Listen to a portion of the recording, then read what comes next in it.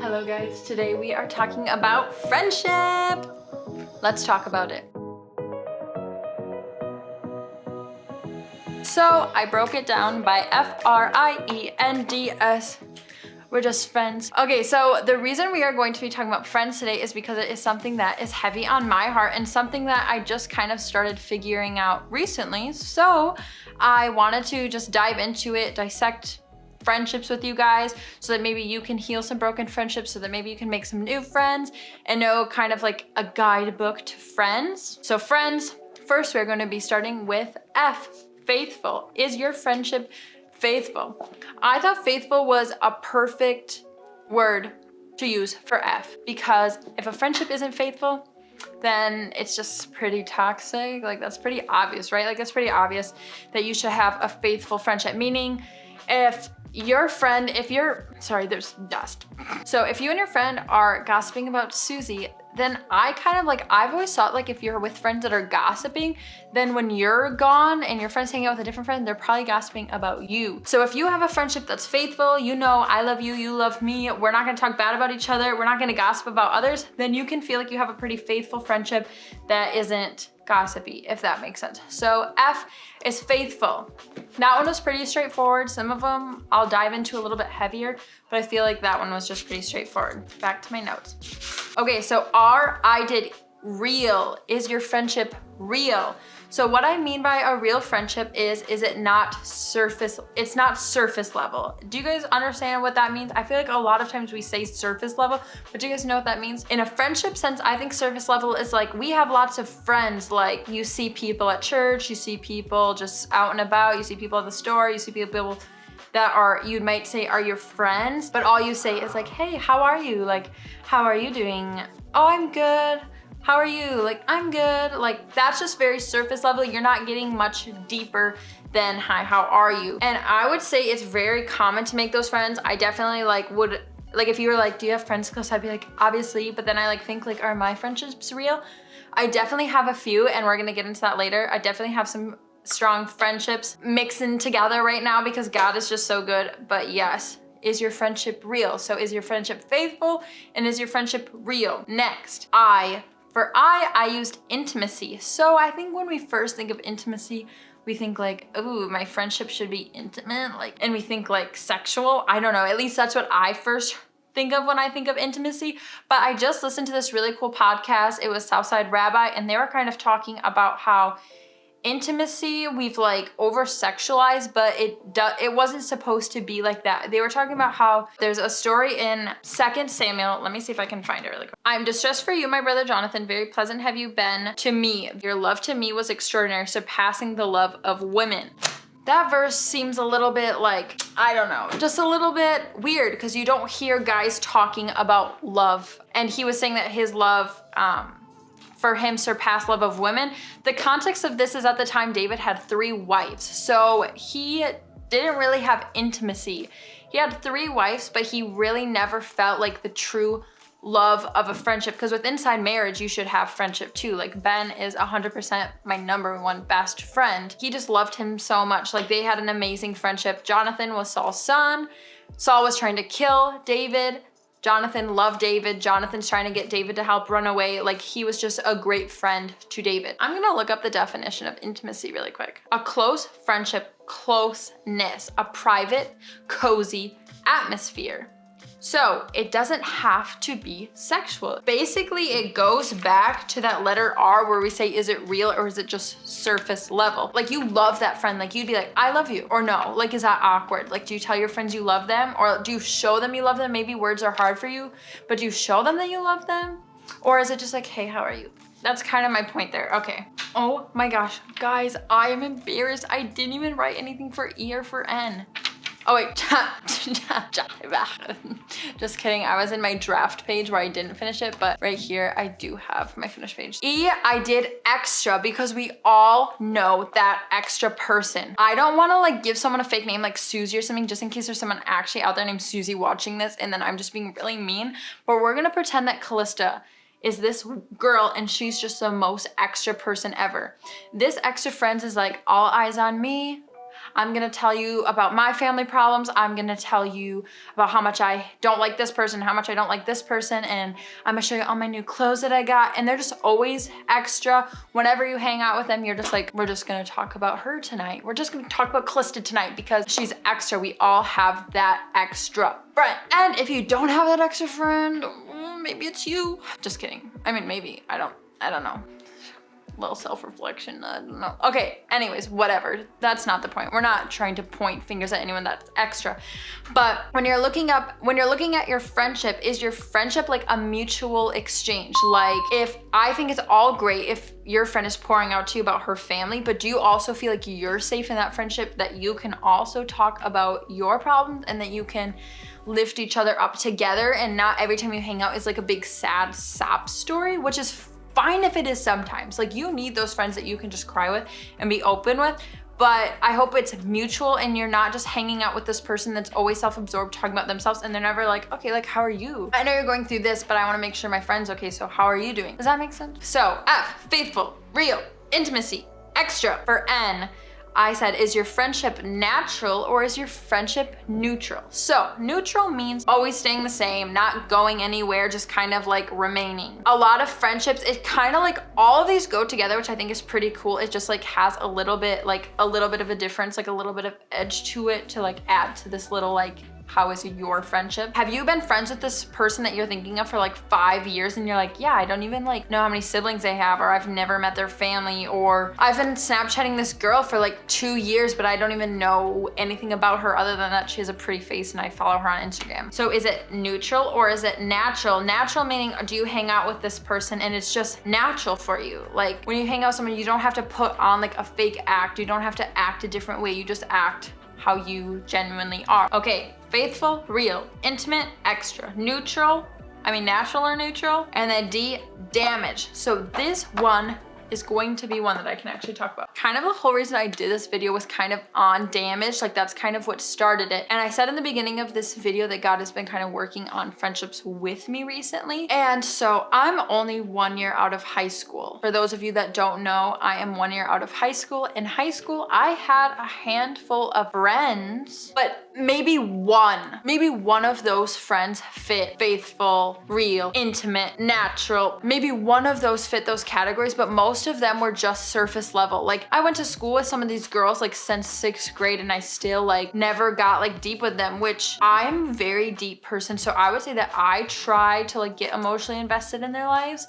And like, I always let them know like, hey, I'm a safe spot for you. If you just need to talk, if you just need to cry, if you just need someone to listen, like, hey, if you want to go to church with me, if you just need me to listen to you and like not try to be like pushy about anything, like I'll just listen to you. And I never really felt that reciprocated. I don't know if I really had. Maybe like I said, one friend maybe, and shout out to you, girl, if you know who you are.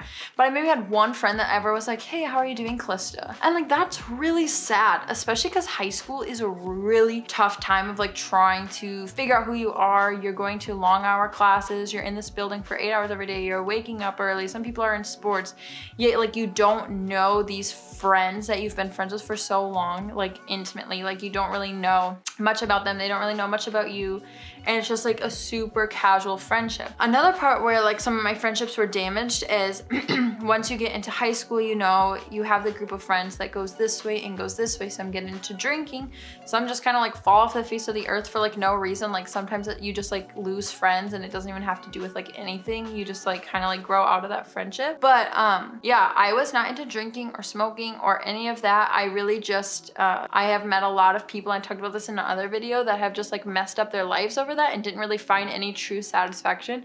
And I knew that that was because the only true satisfaction you can find is in God. And I just knew that from a young age. So I did not ever get into drinking or smoking or any of that, messing around with boys, nothing in high school. And that's not to pat my own back. I just really wanted to not do those things. So that left a lot of broken friendships because I just literally had to walk away. And kind of in that timing, I got Ben, which is now my husband. Love you, babe. So it was kind of easier to cut out all those friendships because I had him and he was like my one true friend. If I wouldn't have had him, I literally like wouldn't have had any friends in high school other than like surface level friendships. Like I wouldn't have had anyone because everyone was busy on the weekends doing this or that and I didn't want to participate in it.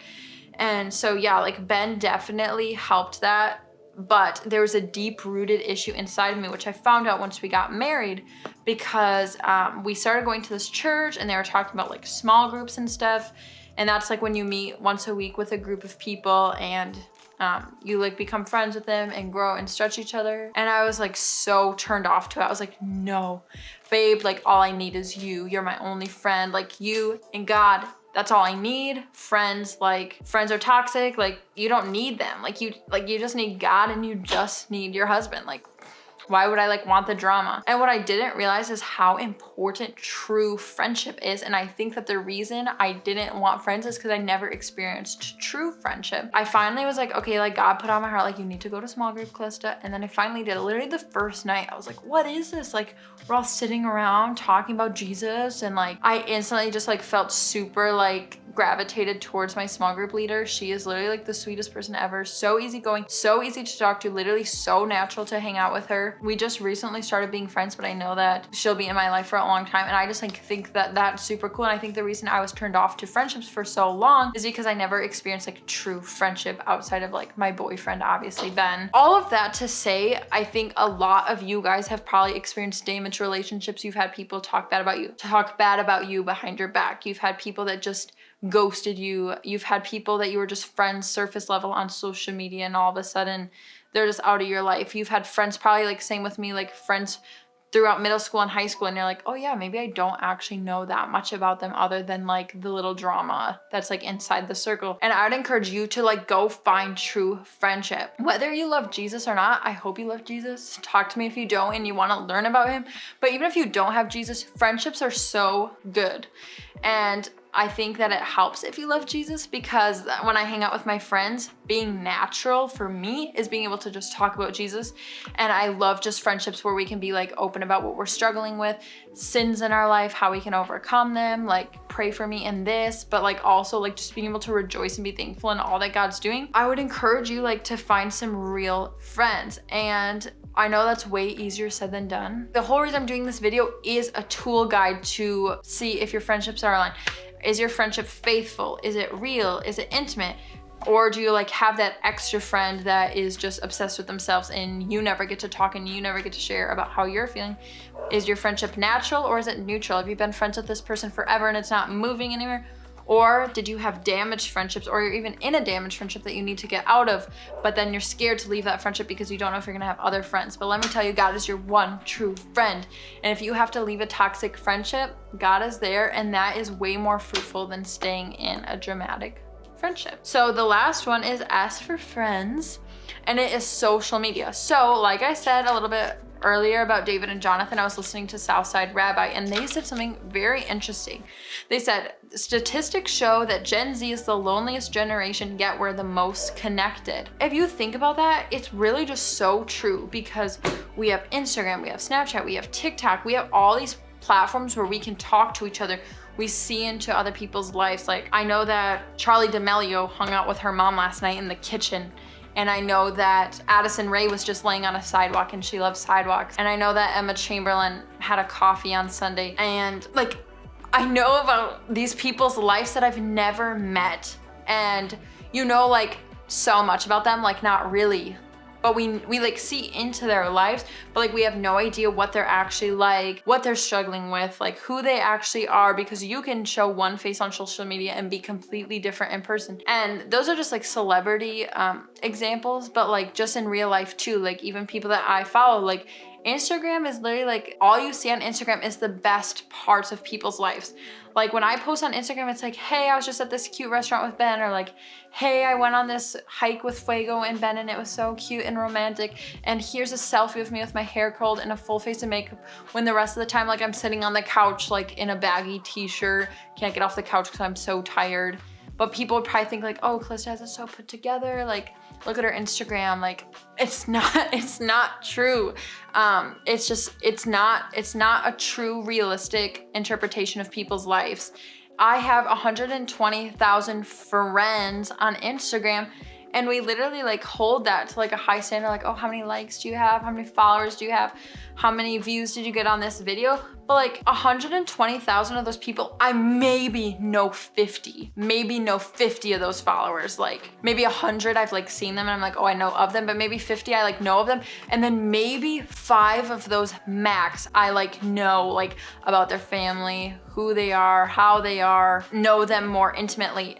And like, that's just so, that's like mind blowing. Like, is that not mind blowing? Like 100,000 people see my Instagram life and maybe 5 of those know what it actually looks like. Like, that's kind of crazy. And we just have all this at our fingertips, which is such a blessing too. Like, let's not forget that, like how cool of a tool it is that we just have like friends at our fingertips, but we could make it so much more intentional. We could be so much more real, but instead we show social media our better side. And like, shout out to the people that'll like post like their acne pictures and their cellulite pictures and like, hey, I had a terrible day today, and like share about like deep parts of their life. But even that, like I posted one time like this long post about my body dysmorphia struggles, and I had so many comments on it, which are so sweet. And I was being open, obviously, but still maybe not even like 2 of the people that like that or commented that actually like see into my life and like know about me and know how big of a struggle that is. So even when we are being real, even if I am showing a picture of my cellulite and it gets thousands of likes, those thousands of likes don't mean anything because it's just like empty love. Like, does that make sense? Like, people will comment on my pictures like, you're the prettiest girl I've ever seen. You're a legend, like you're an icon, like you're my idol. And it's like, those are like big things to throw around, you know? And I don't know if I've ever had someone come up to my face and be like, I love you, KALISTA, you're the prettiest person I've ever seen. Yet people on Instagram like just say that. And like, I'm just using me as an example because like, I don't want to like talk about other people, but I know like even on Instagram and places, like people will comment like, you're the prettiest girl I've ever seen. And you'll scroll like 10 pictures down of 10 different girls and they all have like, you're the prettiest girl, you're the prettiest girl, you're the prettiest girl. Like, who's the prettiest girl? Just kidding guys. But all I'm saying is we throw these things around like, I love you, bestie, you go, bestie. Like, you love her? Like, do you know how deep of a word that is? Like, I love you, bestie. I could rant about this, but I don't want to rant about it. All I'm saying is social media has definitely left us lonely. It has definitely left us damaged because we have this false reality of friendship, and we have this false reality of high standards, like how many followers you have. Like I said, like we look at that like so highly and praise that, yet like, cool, I have 100,000 followers at the end of the day on Instagram, but who's in my corner backing me up every day? Because when I post once a week on Instagram and 10,000 people like that, 5,000 people like that, I don't have any of those people in my day-to-day life. I don't have any of those people asking me how I am. I don't have any of those people asking, how can I pray for you, KALISTA? And I'm not saying that social media is all bad, not saying that likes and followers are like terrible. I love them. I love my followers. I love those people. I love the people that comment that stuff.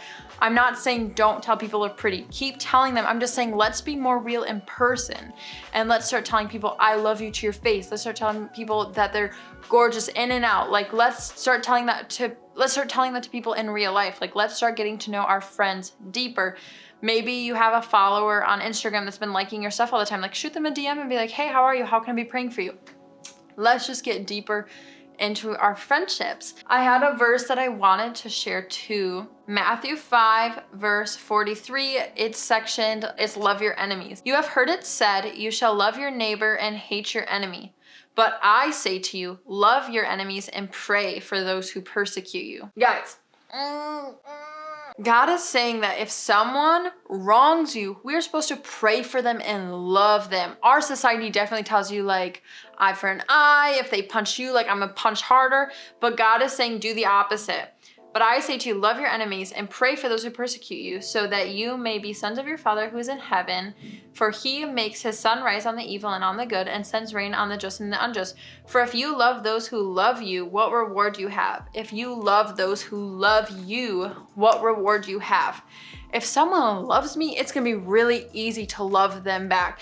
But if someone's like, ew girl, like you're gross, I hate you, like blah, blah, blah, you're a Christian, gross. I'm not supposed to be like, okay, fine, like bye girl. Like I'm supposed to pray for them. I'm supposed to still love them. God turns like everything that we say in society like on its back. If you have those damaged friendships like we talked about earlier, pray for those people. Don't just cut them out of your life. Like when I said that I left those friends in high school, you better believe that I pray for them still. Like I go on their Instagrams and I just pray over them. Like I pray over these girls that they'll just be able to find Jesus, that they'll just be able to find the love of God, that they'll just be able to find peace and love in their life. Like I pray for these people. Even if people have wronged me, like I pray for them, because at the end of the day, like I want them to know the Lord and Savior's love for them, and I want them to experience the joy that I can have because I have the Father. So let's be people that love people.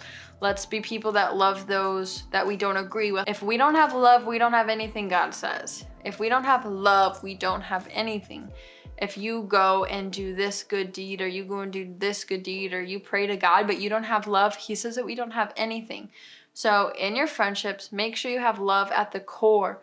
Make sure it's not built up on toxic things. Make sure your relationship's not just drama and every time you hang out, it just has to be gossip. That's not true friendship. Like, and if you love this friend that you're with, but you're kind of reflecting on this and you're like, yeah, maybe our relationship could be deeper. Don't be scared to ask those hard questions. Don't be scared to even just be like, hey, how are you? Like, how are your mom and dad? If we just lived in a world where we checked in on people and we love people, I think that this dark and scary world that we live in could just be a little bit better.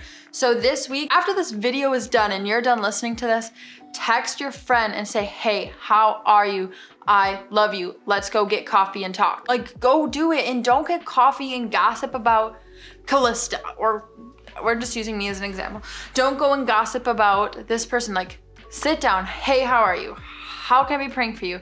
If you don't want to pray for them, just ask them how they are. Okay, guys? Anyways, guys, I just love you so much. I hope that this video has helped you. It's definitely helped me. It's helped me be able to reflect at my friendships and just thank God for the friendships that He's recently put into my life. There's intimacy. It's deeper than just surface level. They're real. We're not gossiping about others. We're not gossiping about each other behind our backs, and it's not damaged. And I'm going to continue to pray for my friendships. I'm going to pray for the people that have wronged me. I'm going to pray for people that I've wronged, or maybe friendships that I've hurt. Like, maybe self-reflect, like, what have I done? Maybe I wasn't the best friend either, and go ask for forgiveness, go apologize. So yeah, I hope that if you get anything out of this video, it's just like a good self-reflection, like what do my friendships look like, and encourage you guys to go make some good friends.